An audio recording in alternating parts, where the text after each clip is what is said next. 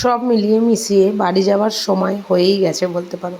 তো সকালবেলা ঘুম থেকে উঠে এখানে ব্রাশ করে নিয়ে নিজের বিছানাগুলোকে গুছিয়ে নিলাম।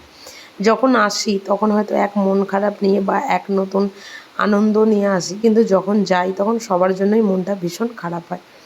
তো কী আর করা যাবে, মনকে ভীষণভাবে শক্ত রাখার চেষ্টা করি যাতে চোখ দিয়ে জল না পড়ে। আর আমার এই কষ্টটা যারা বাইরে থাকো, বাড়িতে আসো, তারাই একমাত্র বুঝবে, যারা এখানে থাকো তারা বুঝবে না হয়তো।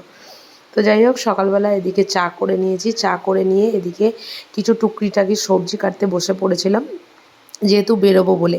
আর এদিকে আমাদের গাছে আর কি মানে ছাদে প্রচুর পুঁই শাক হয়েছিল, তো সেখান থেকে মা কিছু পুঁই শাক কেটে দিচ্ছিলো, যেগুলো আমি নিয়ে যাব বলে। আর টিফিনের জন্য ফ্রায়েড রাইসও বানাচ্ছিলাম। তো ফ্রায়েড রাইস মোটামুটি এখানে আমার হয়ে গেছিলো, আর মোটামুটি খাওয়া দাওয়া করে সব কিছু করে আমি এদিকে রেডিও হয়ে গেছিলাম। মানে রেডিটা হয়ে এবার বেরোবো ঠাকুর নমস্কার করে। তো ঠাকুর ঘরে চলে গেছিলাম। তো ততক্ষণে মায়ের তো পুজো হয়েই গেছিলো বলতে পারো।